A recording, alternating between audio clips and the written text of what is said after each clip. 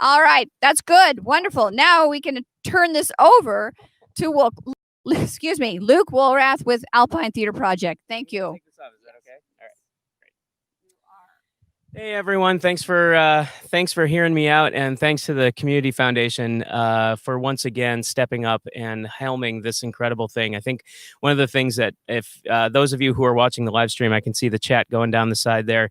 If you guys haven't noticed a common theme, I think one of the things that is obviously going on right now is it has been a gut check, I think, for everybody during COVID to kind of determine what's essential and what as a society we really value and what we need. And I think it's not a surprise that the nonprofit sector has been filling in the gaps, because that is what they do. These services that so many across many industries in the nonprofit world are providing are the ones that are keeping us going.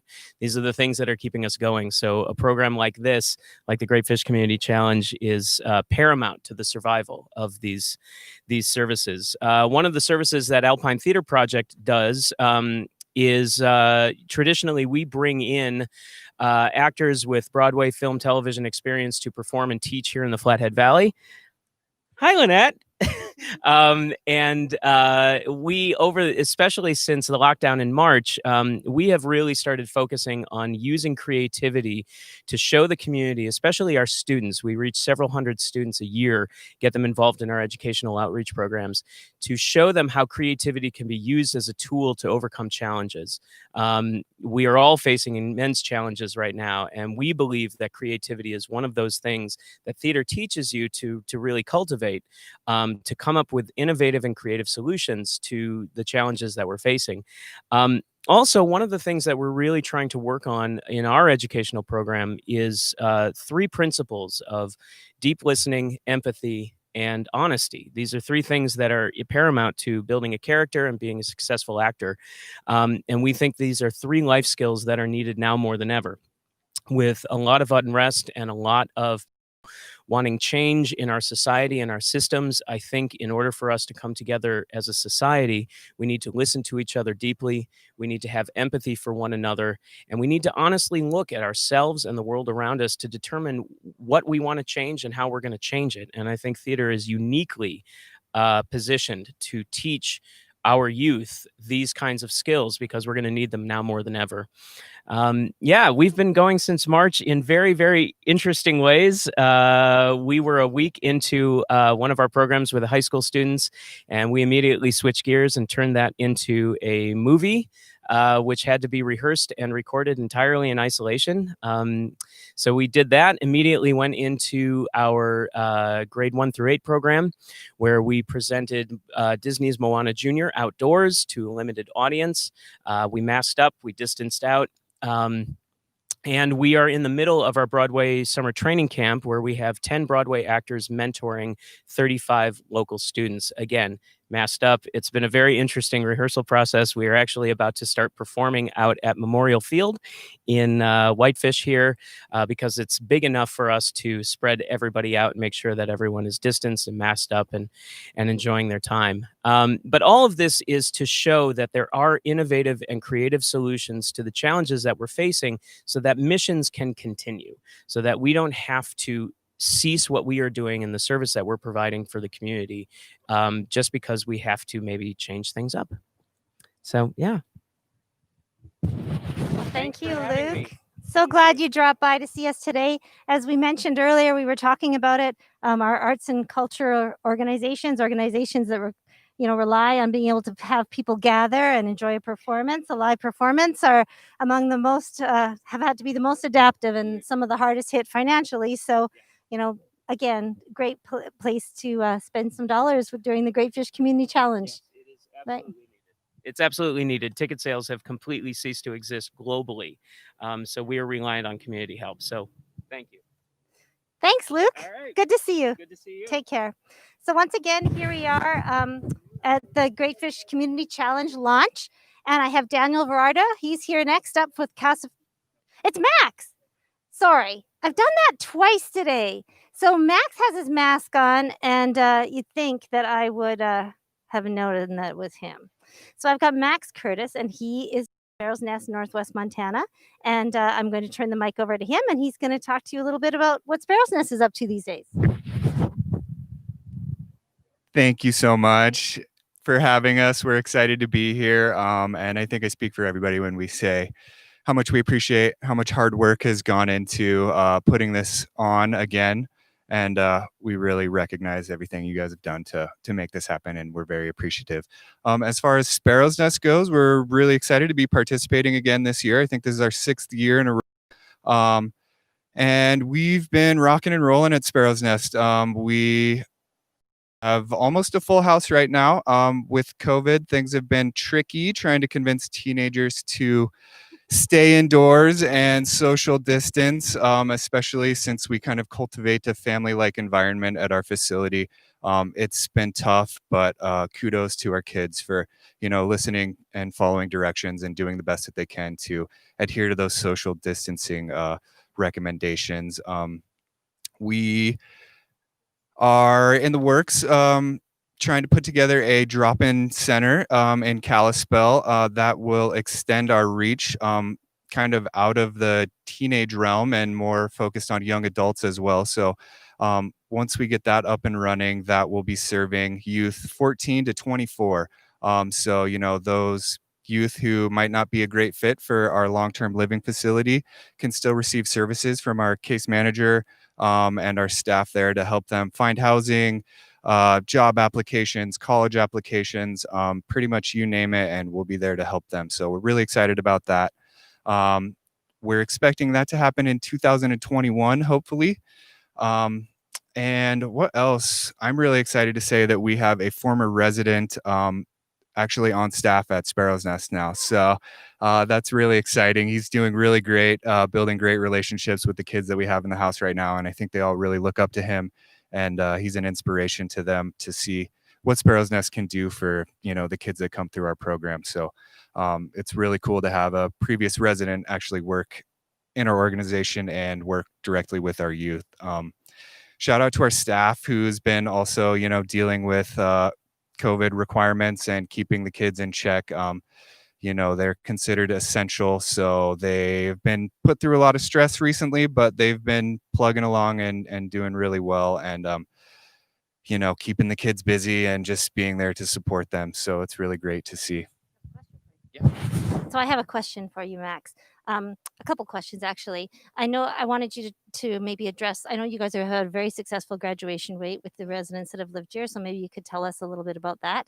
And then also, it's the drop-in center, such a great project to see you guys be able to serve so many more kids than you already serve, and hopefully in a location where you'll be able to collaborate with other nonprofits as well. So maybe if I could just ask you to expand on those couple things. And maybe a third thing, I also think, it's been really difficult for organizations like Sparrow's Nest that are relationship heavy, that all of a sudden have kids around that are usually in school. Right. So maybe just some of the accommodations that you've had to make for that have been, demanding of your resources financially. As far as our graduation rate goes, we're proud to retain a 90% graduation rate. So almost every student that comes through our program graduates high school, moves on to either college, the military, the workforce, whatever the case may be. We're encouraging these youth to get out and become productive, contributing members of society. And I think we're really nailing our mission there. So that's really exciting. And we're proud of all of our graduates and all of our current residents. They're all really great kids. And as far as our drop-in center goes, you're right, Lynette. We're trying to get into the Gateway Community Center in Kalispell to just kind of act as a hub. United Way is right there. We're really excited that can kind of act as a one-stop shop for all services needed for those who are seeking services. So we hope we get that space, and Rochelle Moorhead, our new executive director, is doing a really great job getting funding for that and writing applications. And I know with you guys about that funding. So she's doing a really great job. So shout out to Rochelle. And then as far as school goes with COVID, yes, you're right. That has come with quite a few challenges. I think it took a while to kind of get into the rhythm of remote learning. But our kids are doing really well. They're on top of it. They know that that's why they're at Sparrow's Nest to graduate high school, and they're all putting in the work and doing really well with that.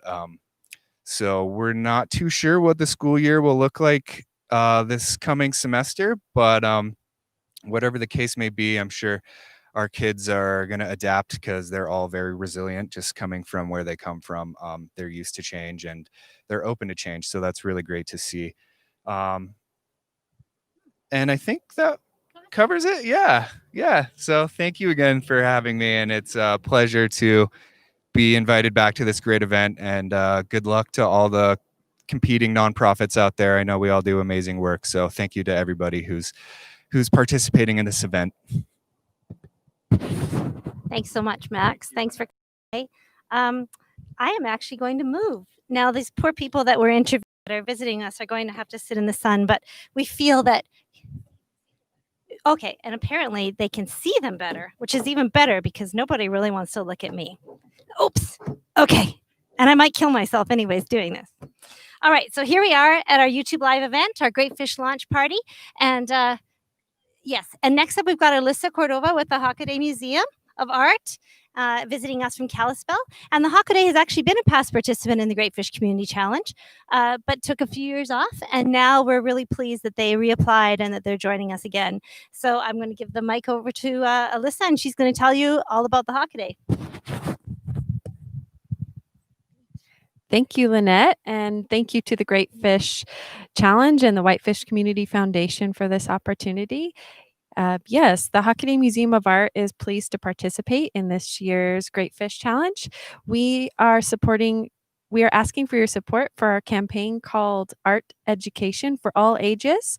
We offer a range of programs, events, and activities at the museum throughout the week for ages ranging from preschool all the way up to our senior citizens. And so we are asking for your help to support some of those programs, which includes our scholarly art exhibitions that rotate out regularly throughout the year. Some of the work is from our permanent collection, and some we have on loan from other institutions, and we work with artists. We're a museum that was started by a group of artists in Kalispell 51 years ago.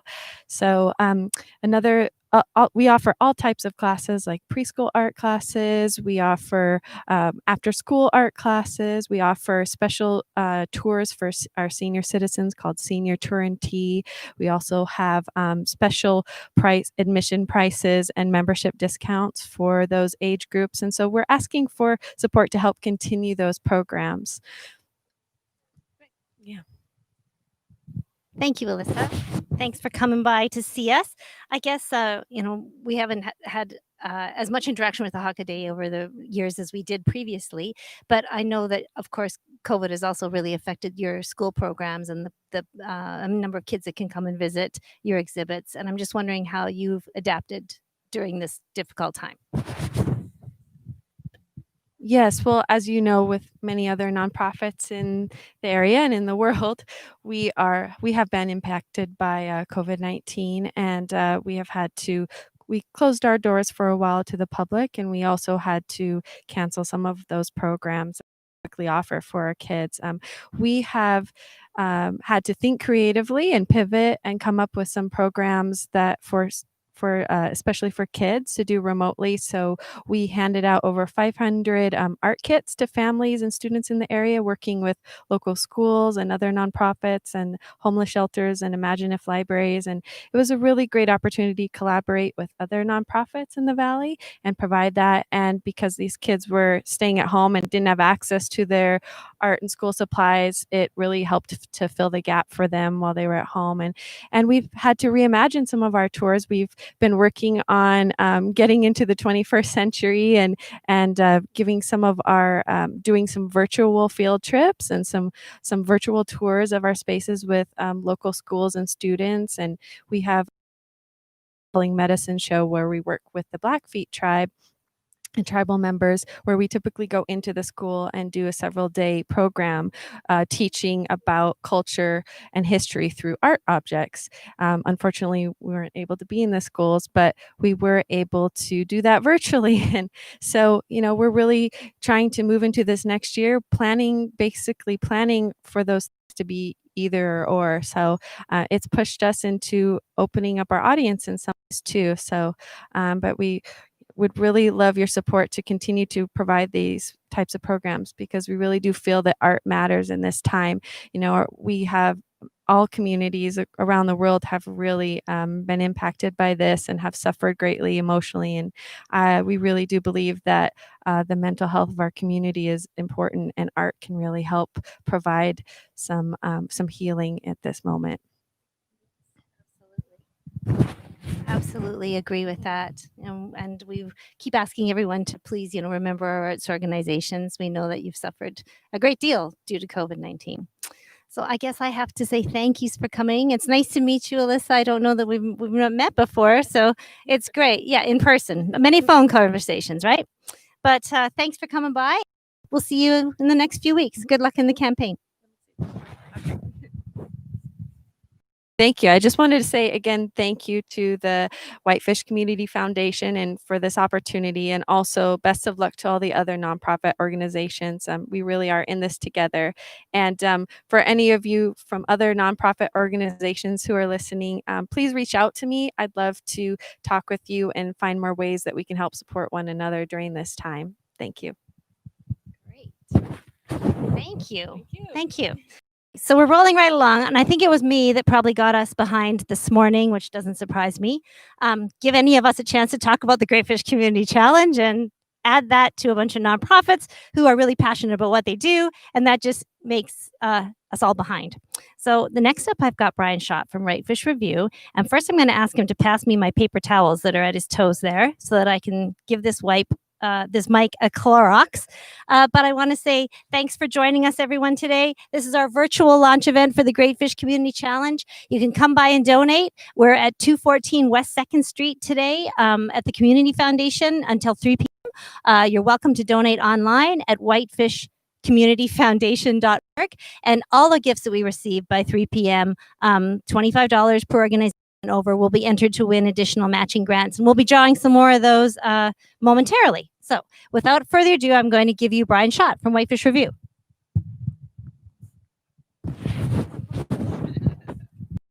This is literally the hot seat. It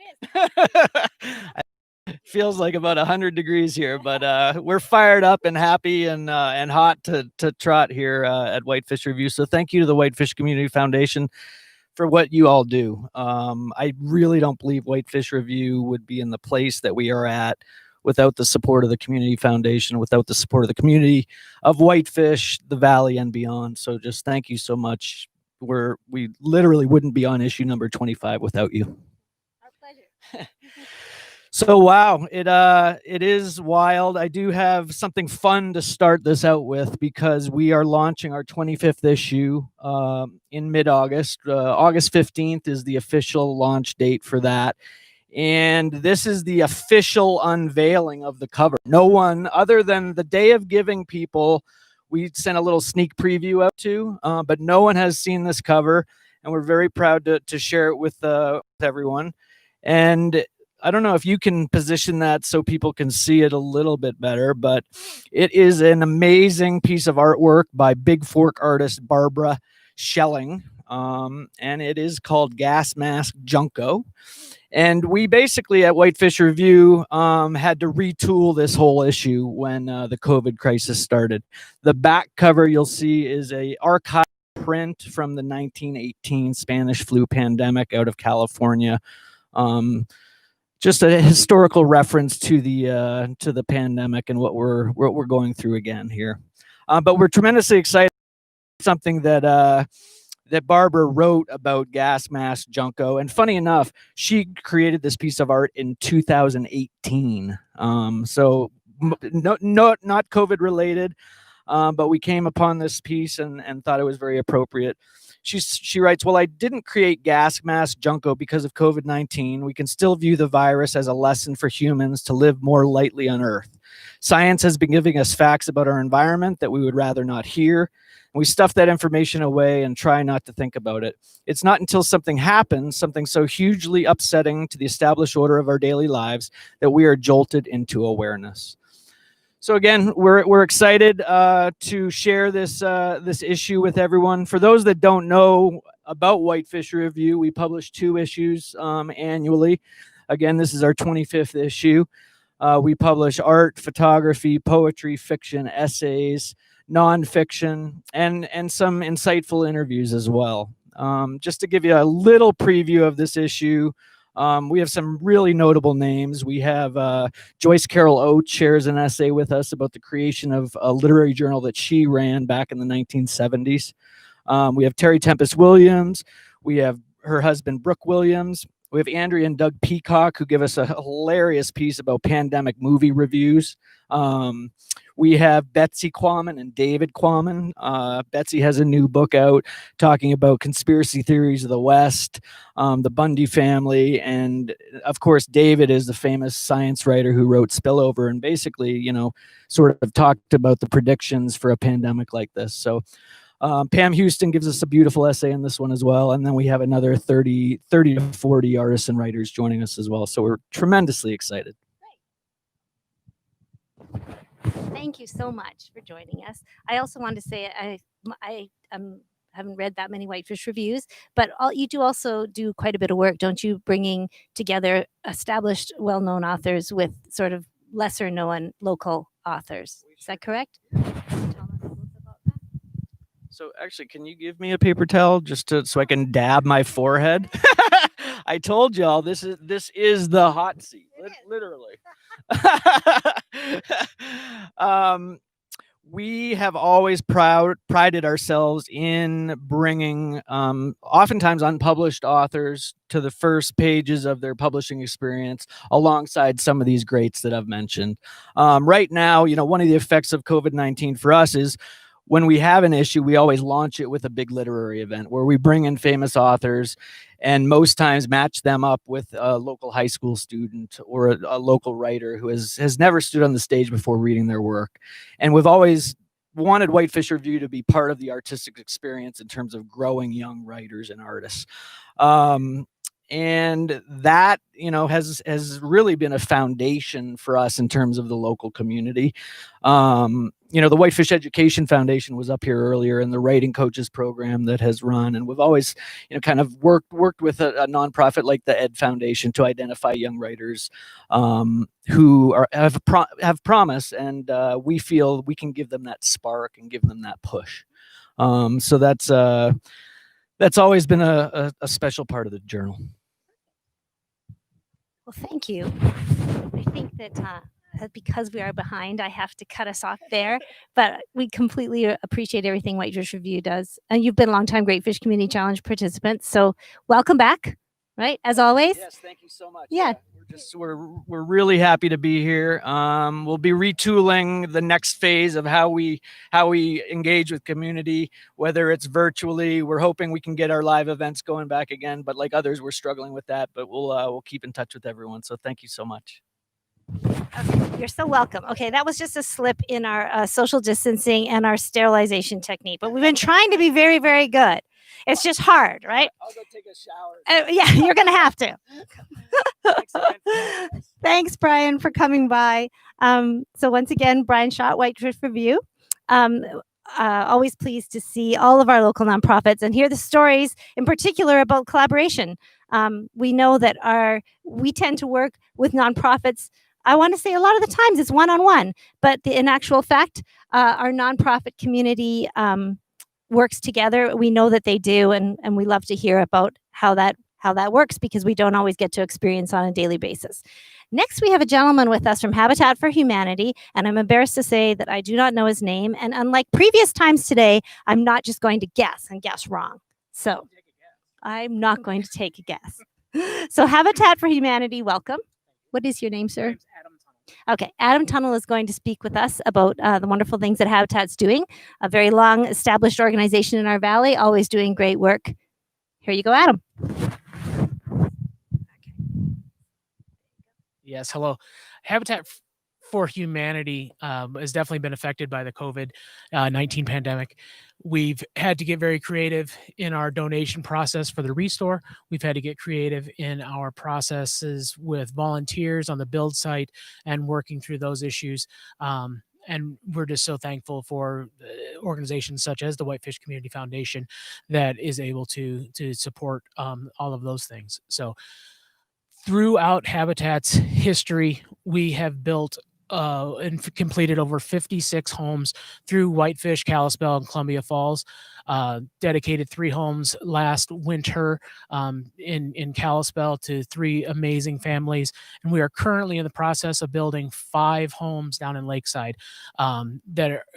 Those 5 homes will provide a safe place for over 22 people. Throughout Habitat's history with the 56 homes, that was 240 people that received housing in an affordable way. So Habitat really works to provide a hand up, not a handout. And every $100 donated, spent at the Restore, every $100 is 1 square foot of a child's bedroom. It's 1 square foot that a family can make memories, can just be safe together. So we work really hard with that, and we're trying to get everything just evened out from the COVID pandemic. Get the volunteer groups back in, which have just been very slow to come back around, and a lot of the church groups, and they're holding them back. So we're trying to get ramped up. We have face masks and everything put out, which you can purchase at the Restore with Habitat for Humanity on them. There are hand sanitizers everywhere, our volunteers. We got ozone generators and other sanitation techniques for our tools so we're not getting cross contamination from those. And we're just really working hard to keep the community safe and provide housing and provide the opportunities that Habitat's been known for. Okay, so thank you, Adam. So I have a couple questions for you. So, a volunteer-based organization managing to keep it down to $100 a square foot on a home, which is just an amazing feat, and obviously requires a huge volunteer team. So, despite the fact that you have been somewhat limited in your volunteers compared to usual, you're still proceeding with construction as planned on the Lakeside homes and still working hard. Okay. We are, yes, with the Lakeside homes. We've got a small core group of volunteers that once we were able to get outside, that are working hard. We're masked up and fighting through the heat with that stuff. But we were able to get a lot of the walls prefabricated in a workshop. So with the prefabrication, then we move the walls down, and they're raising those right now as we go. So we've worked really hard to get creative to make it safe for our volunteers. Both on the build site and in the Restore. So we're taking volunteers. Just contact us, and we can definitely use them. The COVID has definitely slowed the process down a touch, which it did with all of us. The Restore was closed for 2 months, and we worked through all of that with the full shutdown. But now we're back up, and we've been creative to work through the safety and sanitation and just our COVID response plan to make it safe and still a fun environment for all. Great. Okay. Well, thank you so much for coming by to see us today. Once again, everyone, Adam Tunnell from Habitat for Humanity of the Flathead Valley, doing their great work as always. We're very pleased to have you again in the Great Fish Community Challenge, and we wish you good luck. Wonderful. Thank you. Great.